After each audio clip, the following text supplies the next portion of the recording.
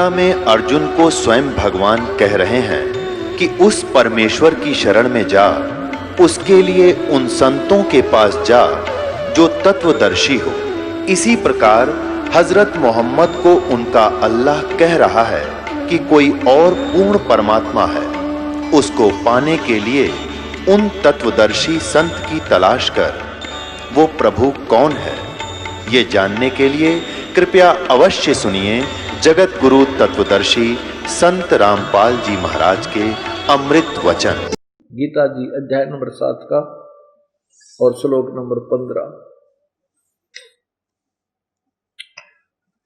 इस ब्रह्मा विष्णु महेश रूपी त्रिगुणमयी माया के द्वारा यानी इन्हीं के ऊपर आश्रित है, इनके अतिरिक्त तो किसी ने नहीं मानते, जिनका ज्ञान हरा जा चुका है। ऐसे आसुर स्वभाव राक्षस स्वभाव को धारण किए हुए मनुष्यों में नीच ये दूषित कर्म करने वाले मूढ़ लोग, मूर्ख, ये गीता ज्ञान दाता काल कह रहा है कि मुझको नहीं बजते। अब पुण्यात्माओं स्पष्ट कर दिया। अब ब्रह्मा विष्णु महेश तक की पूजा करने वालों को, रजगुण ब्रह्मा सतगुण विष्णु तमगुण शिव जी की पूजा करनी, त्रिगुणमयी माया की पूजा करने वाले को के उपमा दी है कि राक्षस स्वभाव को धारण किए हुए और मनुष्यों में नीच और तेरा गजब हो, और दूषित कर्म करने वाले मूर्ख लोग मेरी भक्ति भी ना करते, मुझे नहीं बजते। अब इनको ऐसा क्यों कहा है कि इनको मूर्ख, राक्षस, दूषित कर्म यानी निकम्मे काम करनी है, और मूर्ख क्यों कहा? जैसे ब्रह्मा जी की पूजा की थी, रजगुण ब्रह्मा की पूजा की थी हिरण्यकशिपु ने, जो प्रहलाद के पिताजी थे, और ब्रह्मा जी की रजगुण की पूजा करके सिद्धि प्राप्त कर ली। एक हल्दी की गांठ लेकर पंसारी बन गया और कहने लगा मैं ही भगवान हूं, मैं जो करूंगा वही होगा, मेरा नाम लिया करो, मेरी पूजा करो। उसके पिता प्रहलाद ने उसको स्वीकार नहीं किया तो अपने पुत्र का ही शत्रु बन गया, उसके साथ वो जुल्म किए और राक्षस कहलाया और कुत्ते वाली मौत मरा। रजगुण ब्रह्मा का पुजारी। अब तमगुण शिवजी के पुजारी के विषय में, जैसे रावण ने भगवान शिव की पूजा, रजगुण तमोगुण भगवान शिव की पूजा की थी, सर्वविदित उसने किया, सीता जी का अपहरण किया, शराब पीवे, मांस खावे, ब्राह्मणों कैसे जुल्म किए, राक्षस कहलाया, कुत्ते वाली मौत मरा। एक भस्मागिरी नाम का एक तपस्वी था और उसने भगवान शिव की साधना की। पहले तो ऊपर कैलाश पर्वत पर जाके की हजारों वर्ष, फिर उसने शिव जी के द्वार के आगे गेट के सामने बैठ गया, ऊपर ने पैर करके, नीचे ने सिरासन पर। एक दिन पार्वती जी की प्रार्थना से भगवान शिव ने उस भस्मागिरी से कहा कि बोल भाई क्या मांगता है, मैं तेरे से प्रसन्न हूं। भस्मागिरी ने कहा कि ऐसे नहीं प्रभु, वचनबद्ध हो तब मैं मांगू। वचनबद्ध हो गए भगवान शिव जी, तो वो भस्मागिरी खड़ा हो गया, छोड़ दी तपस्या। कहा कि आप अपना भस्म कड़ा दे दो। भगवान के हाथ में एक भस्म कड़ा था, उसमें ये शक्ति थी कि किसी के सिर के ऊपर ऐसे कर दे और बोल दे भस्म, तो वो उसको सोहा कर देता था, जला देता था, मार देता था। इस बात का ज्ञान भस्मागिरी को था, और उस दुष्ट आत्मा के मन में के खोट था कि इस भस्म कंडे को प्राप्त करके, भस्म कड़े को लेकर के शिव जी को मारूंगा और इसकी पत्नी पार्वती को मैं अपनी पत्नी बनाऊंगा। इससे नीच कर्म और क्या होगा उस दुष्ट आत्मा का? भस्मागिरी से भस्मा असुर कहलाया, और जब भगवान शंकर ने उसको कड़ा दे दिया तो कहा कि भोलेनाथ होशियारी, तुझे मारूंगा। अब भगवान शिव जी भाग लिया। अब देखो, हम इन कथाओं को पढ़ा करते थे क्योंकि हमारा पवित्र हिंदू धर्म में जन्म था, लेकिन यह समझ ना आ करती कि भगवान शिव जी को मृत्युंजय, कालज्ञ, सर्वेश्वर, सर्वशक्तिमान कहा करते थे ये हमारे गुरु। और फिर इसको ही पढ़ा करते थे कि भगवान शिव जी भस्मागिरी के आगे भाग लिया, डर का मारा। अविनाशी होते तो ये भागते क्यों? ये अविनाशी नहीं है, खुद कहते हैं कि हमारा नाश जन्म मृत्यु होती है। तो फिर वो आगे कहानी आपको पता ही है कि भगवान ने पार्वती रूप बनाया और भस्मासुर को गंडक नाच नचा कर उसको मारा। तब भगवान शंकर का जी में जी आया। अब ये तो हो गए तमोगुण शंकर की पुजारियों की को राक्षस क्यों कहा, दूषित कर्म करने वाले मूर्ख दुष्ट आत्मा क्यों कहा। अब एक और इन सारा का सामूहिक एक और उदाहरण है कि एक बार हरिद्वार के अंदर एक कुंभ का मेला भरा, पर भी लगी हर की पैड़ी पर। वहां पर ये सभी गिरी, पुरी, नाथ और गढ़नागा ये तो हैं तमोगुण शिव के उपासक, और वैष्णव साधु हैं विष्णु जी के उपासक। ये वहां नहाने के लिए, उस पर भी मैं स्नान करने के लिए गए थे। वहां क्या होता है कि अपने अपने समुदाय में ये जा करके मिल जाते हैं। वह पूरा जन समूह अलग से इनकी अलग अलग जो है ना समुदाय बनते हैं, और ये फिर अपने समुदाय के साथ अपने मुखिया के साथ जा करके उस परभी में, उस सरोवर में या दरिया में स्नान करते हैं जहां वो परभी लगी होती है। तो उसमें क्या हुआ कि सबसे पहले नागा जो तमोगुण शिव के उपासक थे ये पहुंच गए और हर की पैड़ी पे खड़े हो गए, स्नान करने की तैयारी करने लगे। ये नागा होते हैं, शरीर पे कुछ नहीं रखते, नंगे फिरा करें। उधर से विष्णु जी के उपासक, वो वैष्णव साधु आगे पूरा समुदाय, वो कहने लगे, वैष्णव साधु नागा साधुओं से कहने लगे कि भाई तुम पहले स्नान नहीं करोगे, हम पहले स्नान करेंगे और तुम बाहर आ जाओ, पीछे आओ, हम सर्वश्रेष्ठ हैं, हम विष्णु जी सतोगुण के उपासक हैं।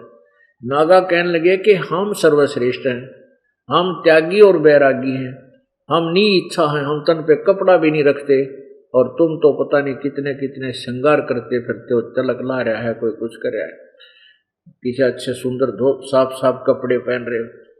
तो वैष्णव साधु कहने लगे तुम बाहर आ जाओ, पाछा मर लो, तुम किसी जो है ना श्रेष्ठ हो, नंगे फिरो पशु की तरह, नाना ने धोना तुमने शर्ट फिर टट्टी के हाथ भी ना धोते, आज तुम श्रेष्ठ बन गए हो, बाहर आओ पहले हम स्नान करेंगे।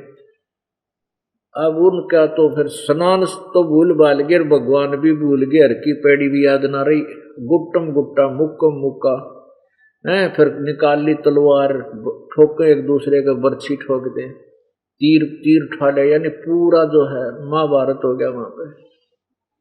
और 25,000 ये त्रिगुण उपासक ये आपस में कटकर मर गए, ब्रह्मा विष्णु महेश के पुजारी। उन आत्माओं यहां उस सवसम वेद में सच्चिदानंद घन परमेश्वर की महिमा वाली वाणी में बताया है कि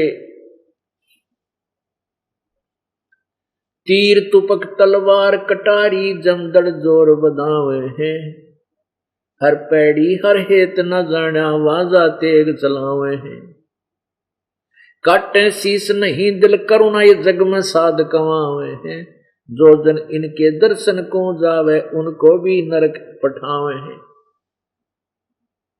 ओए ये परमात्मा कितना प्यारा उदाहरण दे दिया कि तीर तुपक तलवार कटारी, न्यो मारने सीधे, न्यो दया भी कोई ना कि तुम मार रहे हो एक दूसरे को, भगत कहाँ है। हर पैड़ी हर हेत ना जाना, हर की पैड़ी भगवान में प्रेम नहीं समझा और उसकी आत्माओं को मार रहे हो वहां पर भगवान की छाती पर, एक तरफ से भगवान की पैड़ी कह रहे हो। तुमने इतनी भी ना जो भय लगा भगवान से, और ना दया तुम्हारे अंदर। काटे शीस नहीं दिल करुणा, काटे शीश नहीं दिल करुणा, करुणा मीन दया, और वो जग में साधकों आवे हैं इन महात्मा कहे, और जो जन इनके दर्शन को जावे उनको भी नरक पठावे हैं। नरक कैसे पठावे हैं कि इनको ज्ञान तो है ही नहीं, जब इनमें इतना इतना सहनशीलता नहीं कि जैसे आप कहीं स्नान कर रहे हो किसी घाट पे और दो भक्त आ जाते हैं, वो कहते हैं भाई हम भी स्नान कर लें, आप उसको कह देते हो कि आजा बैठ, आप भी आ जाओ, इधर उधर करके उसको स्थान दे देते स्नान करने के लिए, और बड़ी शांतिपूर्वक स्नान कर लेते हैं। और इनमें इतने भी नहीं को नहीं 2 मिनट पाछा ना लेके बिजली पड़ जाके गंगा का पानी खत्म हो जाता है। ये साधु का के जो इनके दर्शन न जा फिर इसी घुट्टी उन्हें पाओगे, ये ईसाई ज्ञान उनको देंगे, वह भी नरा नाश करनी होंगे। तो पुण्यात्माओं, हमने अपने आप को सुधारना है, अपने सदग्रंथों को फिर संभालना है, जहां से ये मानव सतर जिनसे वंचित रह जाने से उस सत साधना से मानव गिर गया, बिल्कुल पतन की तरफ जा रहा है। इसका उत्थान केवल सदग्रंथों के आधार से सत साधना करने से होगा। अब ये तो स्पष्ट हुआ कि तीनों गुणों के पुजारियों को ये ब्रह्मा विष्णु महेश पूजा के योग नहीं है। और फिर ये भी कहा कि 3 लोक के प्रभु हैं। ये दोनों बात कैसे? हाँ, ये दोनों ही हैं। जैसे अब आपने देखा गीता जी अध्याय नंबर 15 के श्लोक 16 और 17 में,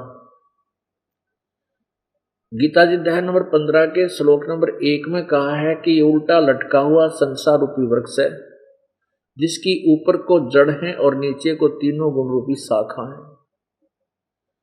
और जो संत इस संसार रूपी वृक्ष के सभी विभागों को, मूल कौन भगवान है, तना कौन प्रभु है, डार कौन प्रभु है और शाखा कौन प्रभु है और पत्ता रूप क्या है, जो ये बता देगा सवेदवित, वो तत्वदर्शी संत है।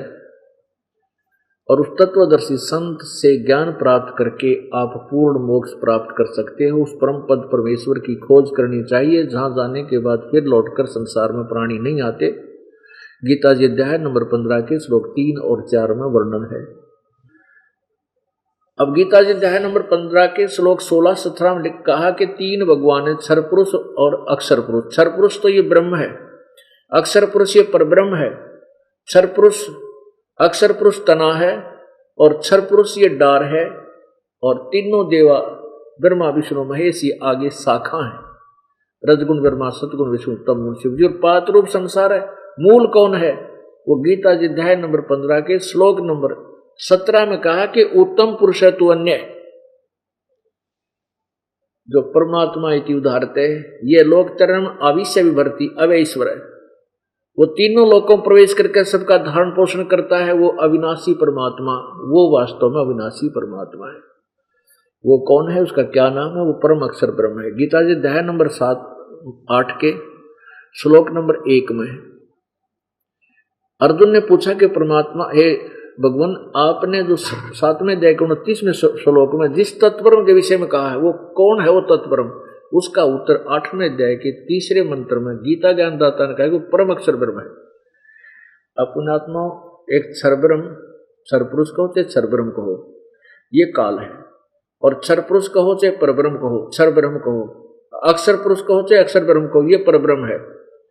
और परम अक्षर ब्रह्म वो उत्तम पुरुषत्व अन्य परमात्मा इति उदाहरते, वो परम अक्षर ब्रह्म है, अर्थात वो सर्वश्रेष्ठ परमात्मा है, वो पूर्ण ब्रह्म है, उत्तम पुरुष।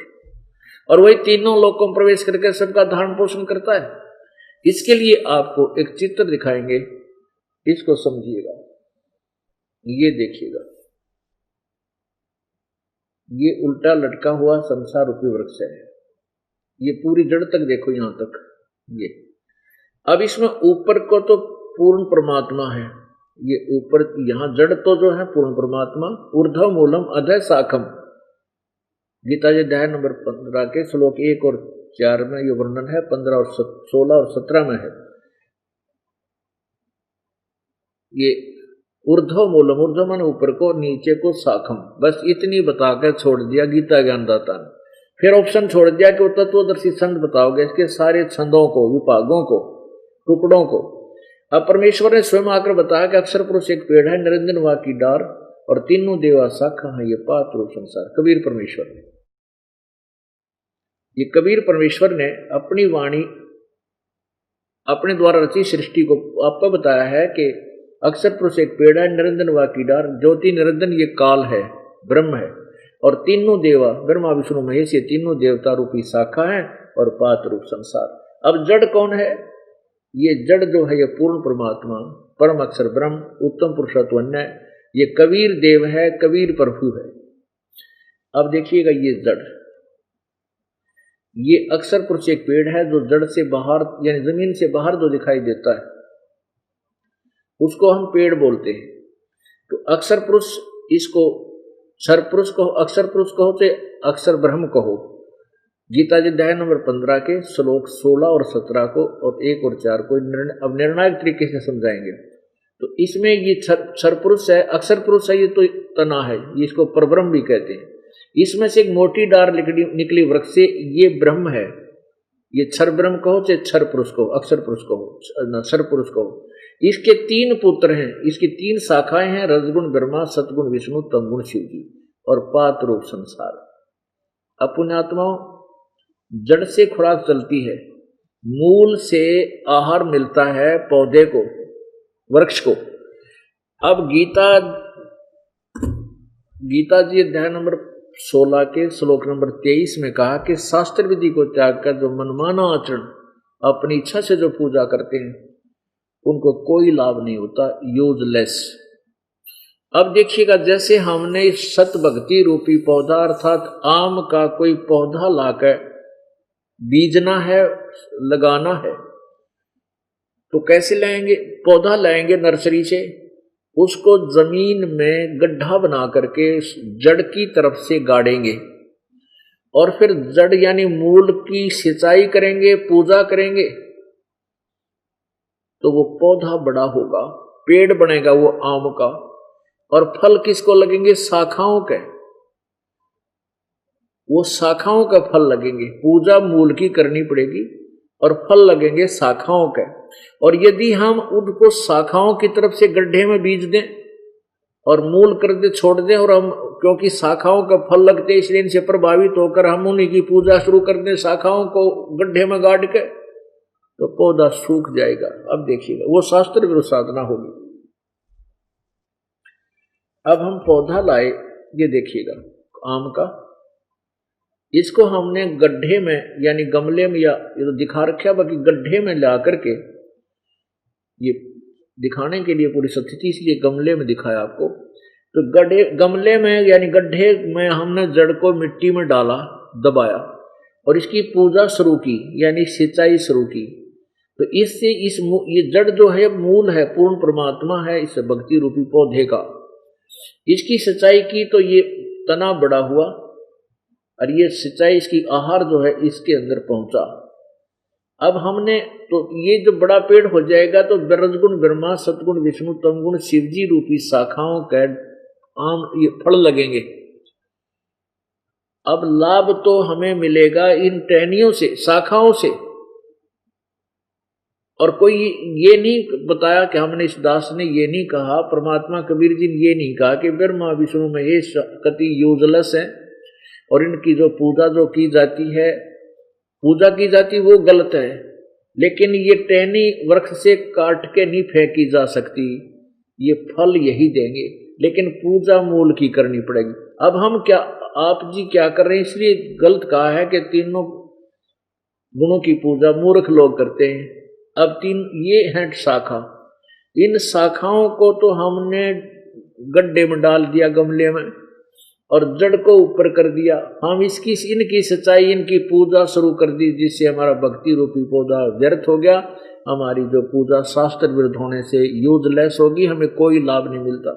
अब दास ये बताते हैं परमात्मा कबीर जी के बताए हुए ज्ञान को कि एक साध्य सब सदय, एक साध्य सब सदय, यानी इस एक की पूजा करने से पूरे देवता राजी हो गए।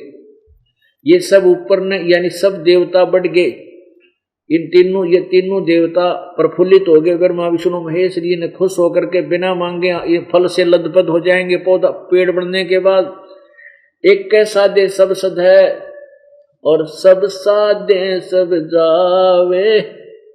ये सब साधे थे, सारा नष्ट हो गए पौधा। और माली सिंचे मूल को, फले फूले गावे। माली यानी समझदार व्यक्ति जो इस प्रोसीजर से परिचित है, जो वो मूल को पूजेगा, वो इस तरह पौधे को नहीं लगाएगा। पुण्यात्माओं, अब इस दास ने यानी अर्थात कबीर परमेश्वर जी ने ये नहीं कहा कि ब्रह्मा विष्णु महेश बेकार हैं, व्यर्थ हैं, इनकी कोई सचीची नहीं है। नहीं, ये हमारी भक्ति के एक अभिन्न अंग है।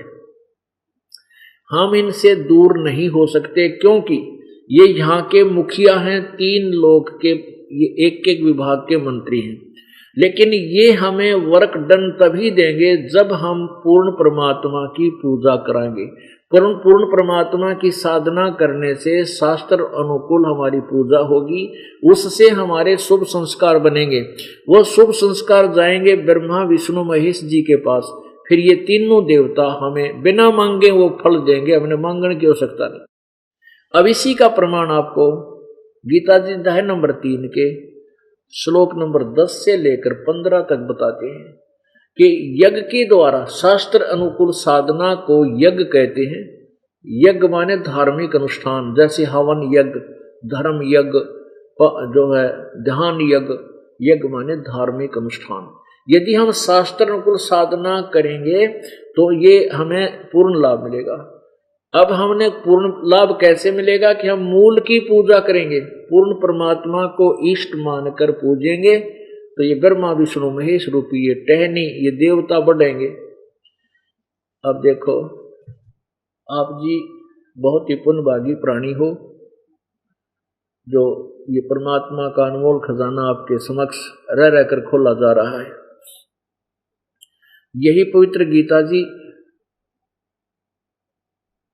5000 वर्ष से ऊपर इसको लिखे और बोले हो चुका, और तब से मानव समाज यानी विशेषकर पवित्र हिंदू समाज इसको सिरोधार्य मानता रहा, और है भी सिरोधार्य। लेकिन इसमें संदेश क्या है वो हम तक नहीं पहुंच सका। हमारे को केवल अज्ञान से ठोक दिया पवित्र गीता जी की आड़ लेकर कि ये बड़ा गीता जी का मर्म ज्ञाता संत है, और वो के बताया करता था, उन गोपियों और गुजरियों की कथा सुनाया करता श्री कृष्ण जी के साथ नर मनान की। और गीता के बतावर वो सुनाया क्या करते हमारे को, हैं? तेरा क्या जाता है हरदम, तू के लेकर आया था, तू तो यूं है, तू तो आत्मा है, टट्टू है। अब जो ज्ञान इसमें दे रखा है उसके तो निकट भी नहीं आने दिया हमारे को, क्योंकि वो सुनाने वालों को पता नहीं था तुम के बांडो, और इसमें लिख के रखा पवित्र की सदग्रंथ में। अब इतना प्यारा ज्ञान दे रखा है इस गीता जी में। अब देखना कितना निर्मल होगा। इस पौधे रूपी आपने सुना है कि जड़ को हम सींचेंगे तो तीनों गुण रूपी साकारता की देवता बढ़ेंगे। ये देवता बढ़ेंगे, ये शाखा बड़ी होंगी, पूरा वृक्ष बन जाएगा, तो फिर लदपद होंगे फलों से, तो बिना मांगे वो फल देंगे आपको। अब पर टूट टूट के गिरेंगे फल पक पक के वृक्ष के ऊपर से। तो अब ब्रह्मा पूर्ण परमात्मा कबीर देव की उस परम अक्षर ब्रह्म की पूजा करेंगे, उससे हमारे धार्मिक अनुष्ठान शास्त्र अनुकूल होंगे, जिनसे ये तीनों देवता हमारे को वो किया हुआ फल देंगे। ये केवल किया हुआ फल दे सकते हैं, ये कोई भी परिवर्तन उसमें नहीं कर सकते। जैसे आप किसी मालिक की नौकरी करते हो, आप सरकारी नौकरी करते हो, आप पूजा तो कर रहे हो सरकार की, और आपको तनख्वाह दे रहा है कौन? एक कैशियर। लेकिन वो कैशियर आपका एक नया पैसा कम ज्यादा नहीं कर सकता, वो उतना ही देगा। लेकिन आप परमात्मा की पूजा ना करके, सरकार की पूजा ना करके उस कैशियर की पूजा करने लग जाओगे, उसकी नौकरी त्याग दोगे, कैशियर तनख्वाह नहीं दे सकता, उसका अपना गुजारा मुश्किल से होता है। तो इसी प्रकार हम ब्रह्मा विष्णु महेश की पूजा पर डट गए। हमने पूजना चाहिए था पूर्ण ब्रह्म। किसी की बुद्धि मुश्किल से पहुंची है ब्रह्म तक, और ब्रह्म की साधना का भी उनको पूर्ण ज्ञान नहीं। कोई कुछ कहता है, कोई कुछ कहता है, कोई कहता है बस ध्यान लगा ले, समाधि ला ले, है, कोई मंत्र, कोई कुछ मंत्र, ये पिला पूजा है। कोई कहते हैं कि गायत्री मंत्र बना लिया, यजुर्वेद अध्याय नंबर 36 के श्लोक 3 को बार बार रिपीट करके उसका आगे वो मंत्र लगा के ये किसी से पार हो जाए। ये दंत कथा और मौखिक मनमाना आचरण है, जिससे कोई लाभ मानव समाज को नहीं, उसका पूर्ण लाभ नहीं हुआ। अब आपको गीता जी अध्याय नंबर 3 के श्लोक 10 से 15 में बहुत निर्णय होगा, जो अभी विषय चल रहा है। ये देखिएगा, श्री मद् भगवत गीता जी, गीता प्रेस गोरखपुर से प्रकाशित है, अध्याय नंबर 3 के और श्लोक नंबर आप 10 से प्रारंभ कीजिए। अध्याय नंबर 3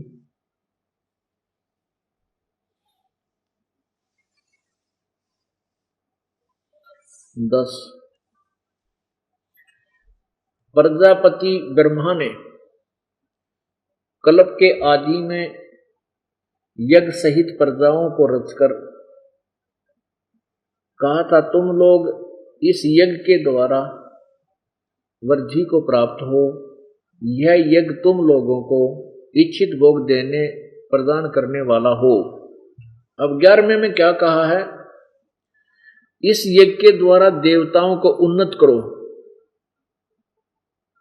और वो देवता तुम लोगों को उन्नत करें। इस प्रकार निस्वार्थ भाव से एक दूसरे को उन्नत करते हुए तुम लोग परम कल्याण को प्राप्त हो जाओगे। अब देखना 12 में, यज्ञ के द्वारा बढ़ाए हुए देवता, यज्ञ के द्वारा बढ़ाए हुए देवता तुम लोगों को बिना मांगे ही इच्छित भोग निश्चय ही देते रहेंगे। इस प्रकार उन देवताओं के द्वारा दिए हुए भोगों को जो पुरुष इनको बिना दिए स्वयं भोगता है, वह चोर ही है। अब देखना अध्याय नंबर 13 में, अध्याय नंबर 7 के 3 के श्लोक 13 में, अध्याय 3 के श्लोक 13 में क्या कहा है? यज्ञ से बचे हुए अन्न को खाने वाले श्रेष्ठ पुरुष पापों से मुक्त हो जाते हैं, और जो पापी लोग अपना शरीर पोषण करने के लिए ही अन्न पकाते हैं, वे तो पाप को ही खाते हैं। अब कहने का भाव क्या है इसका? गीता जी हमें क्या संदेश दे रही है कि मनुष्य जीवन पाकर जो हम धार्मिक अनुष्ठान नहीं करते तो हमारा जीवन व्यर्थ है। ये क्या कहते हैं कि तुम, परमात्मा ने सृष्टि रची उस समय ये ज्ञान भी साथ साथ दिया था और कहा था कि तुम अपना धार्मिक अनुष्ठान करते रहना, जिससे तुम्हें सुख सुविधाएं प्राप्त होती रहेंगी। तो क्या बताया कि इस शास्त्र अनुकूल साधना द्वारा पूर्ण परमात्मा को इष्ट मानकर उसकी पूजा करो। उससे क्या होगा? उससे तुम देवताओं को बढ़ाओ, उन्नत करो।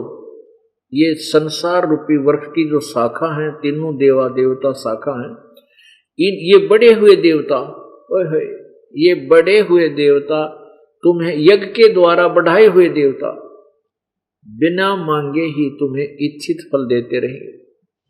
और जो धार्मिक अनुष्ठान, जैसे आपको कितना अच्छा सुविधा मिली है मनुष्य जीवन में, कोई सर्विस कर रहा है, कोई बिजनेस करता है, कोई खेती कर रहा है, कोई दुकान, कोई मजदूरी, जरूर 2 रोटी सुथरी मिल रही है। और इस धन में से परमात्मा के द्वारा दिया हुआ, क्योंकि ये देवता देते हमारे को लाभ, कैसे कि जो हमारे शुभ संस्कार पूर्ण परमात्मा की भक्ति से अनुष्ठानों से बने, इनके पास जमा हो गए, इन्होंने हमें देने हैं। और इस धन में तो फिर हम दोबारा धार्मिक कर्म नहीं करते, दान धर्म नहीं करते। कहते हुआ था चोर हैं भगवान के, जिन हर की चोरी करी और गए राम गुण भूले, ते बिदना बागुल किए फिर रहे उर्दमुख झूल। के जिन हर की चोरी करी, जो धार्मिक अनुष्ठान सत भक्ति साधना नहीं करते, दान धर्म नहीं करते, वो परमात्मा के चोर हैं। और ये गीता जी कह रहे, और यही वो सच्चिदानंद घन की परमेश्वर की वाणी कह रही है, वो सब संवेद कह रहा है। अब देखो गीता जी अध्याय नंबर 3 के 14 और 15 में स्पष्ट किया है कि सभी प्राणी अन्न से उत्पन्न होते हैं और अन्न वर्षा से होता है, वर्षा यज्ञ से होती है और यज्ञ शुभ कर्मों से होते हैं। यज्ञ जो है शास्त्र अनुकूल कर्मों से होते हैं और कर्म लगाए ब्रह्म ने। अब देखो हम सतलोक में रहते थे, वहां कोई काम नहीं था, कोई अनुष्ठान नहीं करना पड़ता था, ना कोई काम करना था, ना कितना खेती करनी थी, ना मजदूरी, ना दुकान। वहां इतना फल, इतना वहां परमात्मा के दरबार में आहार है हर प्रकार का, वो कभी सदा बहार है, वो कोई भी खत्म नहीं होता। तो वहां हम नैष कर्म में सिद्धि प्राप्त होकर जाएंगे, वहां कोई काम नहीं करना। और यहां हमें काम करे बिना नहीं हो सकता, क्योंकि काल के लोक में आए तो इस ब्रह्म ने कर्म लगाए। अब ये कर्म लगाए ब्रह्म ने, और ब्रह्म की उत्पत्ति हुई अक्षर पुरुष, अक्षर ब्रह्म यानी उस परम अक्षर ब्रह्म से, पूर्ण परमात्मा से, सर्वगतम ब्रह्म से। सर्वगतम ब्रह्म सर्वव्यापी, पूर्ण सर्वव्यापी माने वासुदेव, जिसकी सबके ऊपर प्रभुता है, वो सर्वगतम ब्रह्म वासुदेव है, वो कुल मालिक है, जिसको छत्रपति से चक्रवर्ती राजा कहा करते, उसको समझो। तो वो परमात्मा ही यज्ञों में प्रतिष्ठित है, उसी को इष्ट मानकर पूजा करेंगे तो धार्मिक अनुष्ठान सिद्ध होंगे, सही होंगे। ये सिद्ध करते हैं तीसरे अध्याय का 14 और 15 श्लोक गीता जी का। ये देखिएगा अध्याय नंबर 3 का श्लोक नंबर 14 और 15। संपूर्ण प्राणी अन्न से उत्पन्न होते हैं। अन्न की उत्पत्ति वृष्टि यानी वर्षा से होती है और वर्षा यज्ञ से होती है, और यज्ञ विहित कर्मों से उत्पन्न होने वाले हैं। और कर्म को तू ब्रह्मो उद्भवम, ब्रह्म से उत्पन्न होने वाले, इन्होंने वेद कर दिया, नहीं, ब्रह्म का अर्थ यहाँ पर ब्रह्म ही लिखना था, ज्योति निरंजन काल लिखना था। ब्रह्म से उत्पन्न है, ब्रह्मोद्भव, ब्रह्म से उत्पन्न। और इस ब्रह्म की उत्पत्ति, यहाँ वेद गलत लिखा, क्योंकि ज्ञान नहीं था इसलिए अर्थ अनर्थ कर दिया अर्थों का। ब्रह्म की उत्पत्ति, ब्रह्म को अक्षरम उद्भवम, अविनाशी परमात्मा पूर्ण ब्रह्म से उत्पन्न हुआ जान। इससे सिद्ध है कि सर्वगतम ब्रह्म, ओहो सर्वगतम ब्रह्म, ये सर्वगतम ब्रह्म अविनाशी परम अक्षर परमात्मा, सर्वव्यापी परम अक्षर परमात्मा, ये सर्वगतम ब्रह्म का अर्थ है कि वो सर्वगतम ब्रह्म सर्वव्यापी यानी सबका मालिक परम अक्षर परमात्मा ही सदा यज्ञ में प्रतिष्ठित है। अब पुण्यात्माओं, ये है वो तत्व ज्ञान जो कति निखार कर रख देगा हर एक चीज को। अब क्या है, अब फिर हम वहीं आएंगे। ये है वो परमात्मा जो, ये हो मूल मालिक, ये हो परमात्मा, ये यज्ञों में प्रतिष्ठित है। हम इस भगवान की पूजा करेंगे तो ये सभी देवता बढ़ जाएंगे, उन्नत होंगे। और ये बढ़ाए हुए देवता, ये त्रिगुण ब्रह्मा सद्गुण विष्णु, ये आपको बिना मांगे फल देंगे। अब ये बताया कि ये परमात्मा पूर्ण ब्रह्म जो परम अक्षर ब्रह्म है, वो ही यज्ञ में प्रतिष्ठित है। इसी को इष्ट मान करके इसी की पूजा करोगे तो आपका ये भक्ति रूपी पौधा हरा भरा हो जाएगा और आपको पूरा सुख मिलेगा, आपका मोक्ष भी होगा। अब पुण्यात्माओं, ये तो आपको क्लियर हो गया कि पूर्ण परमात्मा की भक्ति से हमें पूर्ण लाभ होगा। अनजान लोग क्या कहते हैं कि आपके गुरुजी ब्रह्मा विष्णु महेश की पूजा को मना करते हैं, ये उनको निंदा करते हैं उनकी। अब पुण्यात्माओं, जो हमारे ज्ञान को नहीं सुनता और जैसे सत्संग चल रहा है, किसी ने 10 मिनट सुन ली को सीधी, वो उफड़ का चाल पड़ा, वो तो ब्रह्मा विष्णु को कहते हैं, वो पूजा के योग नहीं है। मैं दास नहीं कह रहा, अपने सदग्रंथ कह रहे हैं, वो केवल पढ़ कर सुना रहा हूं कि ऐसा लिखा अपने सदग्रंथों में, जिनको तुम श्रोधार्य समझते थे उन्हीं में लिखा। और पूरे ज्ञान को ना सुनकर के वो लोग दूर हो जाते हैं भगवान से, निंदा करने लग जाते हैं, क्योंकि काल चाहता है कि सत्य ज्ञान को, तत्व ज्ञान को, इनको सुनना ना दूं। अब पहले से उनके अंदर कोई ऐसी दुर्भावना बरवा देता है और फिर उनको बनाकर 84 लाख में गधे छोड़ देता है। अब हम ब्रह्मा विष्णु महेश को बुला नहीं सकते, क्योंकि ये हमारे यहाँ के प्रधान हैं, एक एक विभाग के मालिक हैं, और जो शुभ कर्म हम करेंगे इन्होंने ही हमें देना है। अब जैसे वृक्ष की टहनियों को काट के फेंक नहीं सकते, उल्टा लटका हुआ संसार रूपी वृक्ष बताया है कि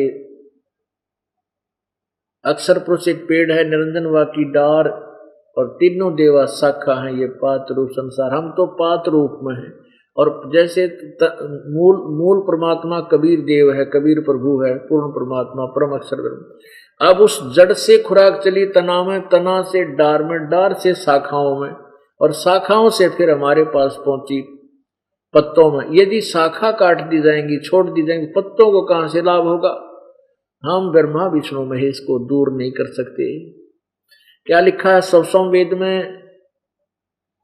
कि तीनों देवा दिल में बसे, ये ब्रह्मा विष्णु महेश, प्रथम इनको वंदना फिर सुन सतगुरु उपदेश।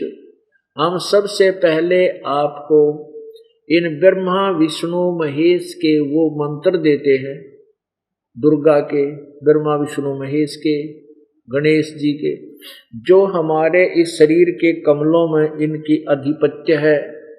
प्रत्येक कमल का अलग अलग ये देव है। हम उन मंत्रों से इन कमलों को खोल लेंगे, इन ब्रह्मा विष्णु महेश का जो हमारे ऊपर ऋण है उसको उतारेंगे। जैसे हमने बिजली महकमे से कनेक्शन ले रखा है, किसी से और पानी वाले से ले रखा है, टेलीफोन वाले से कनेक्शन ले रखा है विभाग से। अब हमने क्या किया है कि हम सत साधना ना करके हम निर्धन हो गए और हमारे सभी कनेक्शन डिस्कनेक्ट हो गए, और फिर उसको दोबारा चालू करवाने के लिए एक गारंटर की आवश्यकता पड़ती है। तो वो ये दास आपका गारंटर बनेगा, और आप शास्त्र में साधना करके अपने पूर्व की कमाई को समाप्त कर चुके हो, और जिस कारण से आप निर्धन हो गए, किसी पर कोई आपत्ति, किसी पर कोई आपत्ति, कोई बीमारी, कोई घर का काम ठीक नहीं चल रहा, तो आपको ये पहले मंत्र दिए जाएंगे। इन मंत्रों से आपके कमल खिलेंगे, ब्रह्मा विष्णु महेश आपसे प्रसन्न होंगे, और आप इनका ऋण चुका दोगे तो ये आगे आपको राहत देना शुरू कर देंगे। जब हम यहां से चलेंगे, आप ये जीवात्मा हृदय कमल से चलती है, ये पहले मूल कमल में जाएगी। मूल कमल में गणेश जी है। गणेश जी का कमल का जो हमने जाप आपको दे रखा है, उस जाप के जपने से आपका वो कमल खुला मिलेगा आपको, अर्थात आपके कागज, आपका ऋण वहां से मुक्त मिलेगा, वहां कोई बाधा आपको नहीं होगी।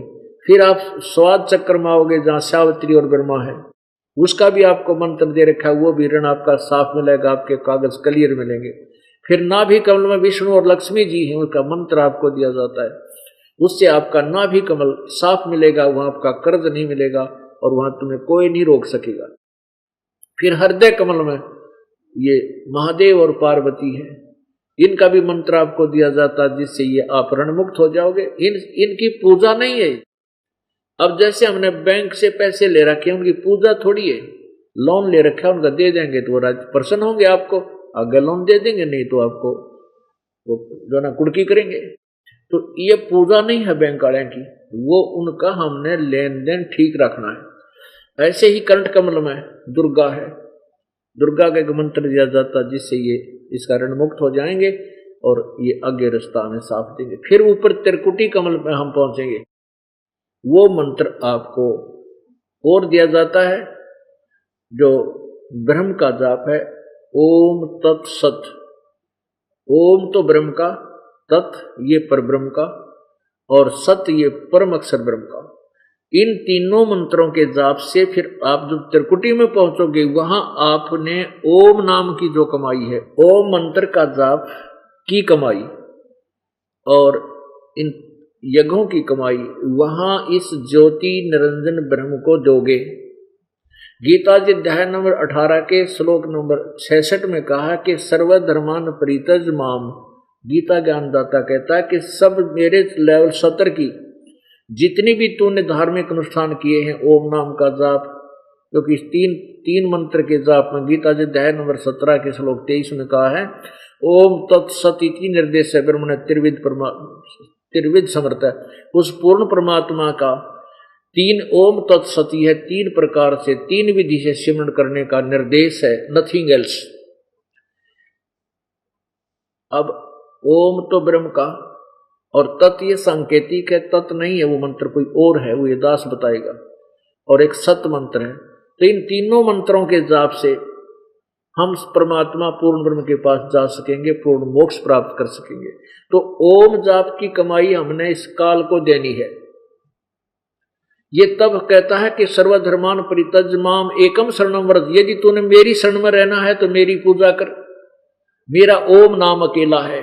गीता जी अध्याय नंबर 8 के श्लोक 13 में कहा है कि ओम इति एक अक्षरम ब्रह्म व्यवहारण माम अनुसमरण यह प्रयाति तदम देहम सयाति परमाम गतिम।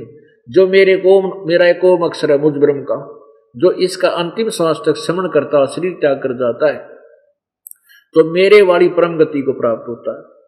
अपनी परम गति को गीता ज्ञान दाता ने 7वें अध्याय के 18वें श्लोक में कहा कि मेरी ये ज्ञानी आत्मा है तो उदार, लेकिन ये मेरे वाली ही अनुत्तम घटिया इस साधना में आस्थित है, क्योंकि इनको तत्वदर्शी संत मिला नहीं, और जिस कारण से ये ब्रह्म की साधना तक ही सीमित रहे।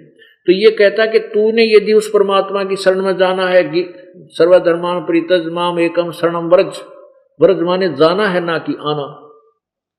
अब बाकी सब अनुवादकर्ताओं ने अभी तक जितने भी भट्ठा बैठा रखा है उन्होंने उनको सबका व्रज का अर्थ आना कर रखा है, जो बिल्कुल गलत है। तो सर्वधर्मान परित्यज माम, मेरी 70 के जितनी पूजाएं हैं, धार्मिक अनुष्ठान है, तो मेरे में छोड़, और फिर उसकी शरण में जा सकता है। फिर मैं तुझे सब कर्ज से मुक्त कर दूंगा, सब पापों से मुक्त कर दूंगा। अब हम जिस व्यक्ति से कर्ज ले रखा है और उसने हमें बंधुआ मजदूर बना रखा है, हम उसका कर्ज दे देंगे तो हमें छोड़ देगा। तो ये कहता मैं फिर तुम्हें छोड़ दूंगा, तो चिंता मत करे। पुण्यात्मा त्रिकुटी में जब हम जाएंगे ओम नाम की कमाई हम देंगे। ओम और तत् ये और नाम है एक, इन दोनों के मिल जाने से सतनाम बनता है। तो वो सतनाम का जो कमाई है, ओम को तो वहीं मिल जाए, ओम का तो वहीं छोड़ देंगे, फिर दूसरा मंत्र हमें आगे लेकर चलेगा जो परब्रह्म के लोकों से पार कराएगा, और तीसरे मंत्र की कमाई हमें सतलोक में सथाई स्थान दिवाओगी। वो इस प्रकार ओम तत्सत ये उस परमात्मा की पाने का मंत्र है। अब प्रसंग चल रहा है कि हम पूर्ण परमात्मा को भूल के और यही देवी देवताओं और इनसे भी निम्न सत्र के इन भैरव भूता पर जाकर टिक गए, जिसके कारण हमारी दुर्गति हो रही है और मानव समाज में हाहाकार मचा हुआ है। हम चाहते हैं धनी बनना, पहले तो हम चले परमात्मा से अपना सब कष्ट निवारण करने के लिए, कोई संत ढूंढा या कोई और देखा देखी भक्ति करने लगे, उनसे हमें राहत मिली नहीं। ना उन संतों के बताए साधना से हमें कोई सुख हुआ, ना कोई घर में कारोबार में लाभ हुआ। तो फिर हम क्या सोचने लगे, 2 नंबर के धंधे तक और साहूकार बनने की सोचने लगे। कोई मिलावट करके, कोई दूध में पानी मिला के, कोई और 2 के 20 बना के और नकली माल बेच के चोरी ठगी करके हम साहूकार बनना चाहते। 7 जन्म नहीं बन सकते, क्योंकि जो तुम्हारे भाग्य में लिखा है उसमें कम और बत्ती नहीं हो सकता, कम और ज्यादा नहीं हो सकता। कब तक? जब तक आप पूर्ण परमात्मा की भक्ति परम संत से लेकर नहीं करोगे, क्यों केवल एक परम अक्षर ब्रह्म, वो पूर्ण परमात्मा सत्य पुरुष कबीर देव है, जो आपके भाग्य को चेंज कर सकता है, आपके लिखे लेख को, मस्तिष्क के लेख को चेंज कर सकता है। मासा घटे न तिल बधे, वेदना लिखे जो लेख, सच्चा सतगुरु मेट कर भाई ऊपर मारे मेघ। क्या बताया है कि जीव के जो भाग्य में लिखा हुआ है उसको कोई चेंज नहीं कर सकता। मासा घटे ना तिल बधे, यानी कोई परिवर्तन नहीं हो सकता।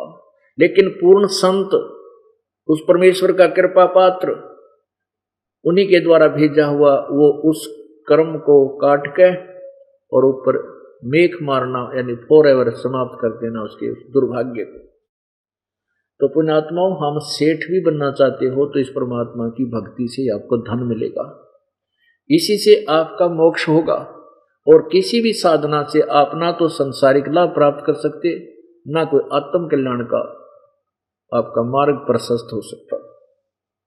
अब गीता अध्याय नंबर 7 के श्लोक 12 और से 15 आपने पढ़ा सुना, और उसके बाद आपको ब्रह्मा विष्णु महेश की सतीथि से परिचित करवाया कि ये बिल्कुल नकारा नहीं है, लेकिन हम साधना गलत कर रहे हैं, केवल इनको पूजने लगे, इसलिए भक्ति रूपी पौधा हमारा नष्ट हो गया। अब गीता ज्ञान दाता कहता है कि इन तीनों गुणों के पुजारी इन्हीं तक सीमित हैं, वो शास्त्र विरुद्ध साधना कर रही है, इनको कोई लाभ नहीं होगा। फिर बताया है अपने विषय में कि मेरी साधना ब्रह्म की पूजा भी 4 प्रकार के करते हैं, अर्थार्थी, आर्थ, जिज्ञासु और ज्ञानी। अर्थार्थी कौन है?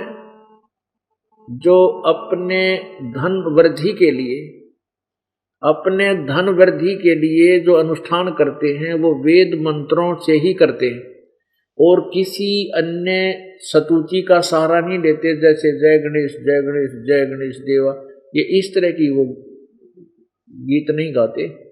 वो जो भी अनुष्ठान करते हैं वेद मंत्रों से करते हैं। और आर्त जो संकट निवारण करने के लिए साधना करते हैं, वो भी जो मेरी जो पूजा वाले हैं, ब्रह्म साधना कर रहे हैं, मानते हैं अपने आप को, तो वो भी मंत्रों, वेद मंत्रों से ही अनुष्ठान करते हैं। और जिज्ञासु वो होते हैं कि परमात्मा प्राप्ति के लिए घर से निकल गए और जैसा भी जिससे ज्ञान मिला उस संग्रह करके वक्ता बन गए, भक्ति नहीं करते। बतांडी पाक जाए 2 बात सीख के सब नमस्ते करने लग जाए, भगवान की चाह सभी को, बोली आत्माओं में 4 बात सीख के और ऊट पटांग शास्त्र विरुद्ध ज्ञान को संग्रह करके आगे गाना बजाना सुनाना शुरू कर देता है, वो भी यूजलेस। इन तीनों प्रकार के भक्तों को ब्रह्म साधक बताते हुए भी नकारा है। फिर चौथी प्रकार के जो ज्ञानी भक्त हैं, उनके विषय में गीता ज्ञानदाता कहता है ये मुझे पसंद है और इनको मैं पसंद हूं, ये मुझे अच्छे लगते हैं। कारण क्या है कि ज्ञानी वो भक्त है, ज्ञानी आत्मा वो है जिसको ज्ञान हो गया कि भी मनुष्य जीवन परमात्मा प्राप्ति के लिए ही मिला है, और मनुष्य जीवन पाकर नहीं रटे हरि नाम, जैसे कुआ जल बिना फिर बनवाया क्या काम, खुदवाया के काम। तो उनको ये तो पक्का विश्वास हो गया, जब भक्ति नहीं करी तो बात बिगड़ जाएगी, नाश हो जाएगा, क्योंकि आगे गधे कुत्ते सुअर ना जाने कितनी दुर्गति होगी हमारी। फिर उनको ये भी ज्ञान हुआ, वेदों में लिखा है कि केवल एक ही परमात्मा है जिसकी पूजा करनी चाहिए। उस पूर्ण परमात्मा की भक्ति से ही पूर्ण लाभ होगा, मोक्ष भी होगा, और देवता नहीं पूजने चाहिए। जैसे गीता जी अध्याय नंबर 7 के श्लोक 12 से 15 में स्पष्ट किया है, तीनों गुणों के पुजारियों को नकारा है कि तीनों गुण रजगुण ब्रह्मा सदगुण विष्णु उत्तम गुण शिव जी की पूजा नहीं करनी चाहिए, इनसे कोई लाभ नहीं होगा, पूजा से कोई लाभ नहीं होगा। तो उनको ये भी ज्ञान हो गया कि भाई देवताओं की पूजा भी ठीक नहीं, ये श्राद्ध सरोज निकालने भी ठीक नहीं, एक परमात्मा की भक्ति से ही मोक्ष होगा। तो उन्होंने अपने आप निष्कर्ष निकाल के तत्वदर्शी संत ना मिलने से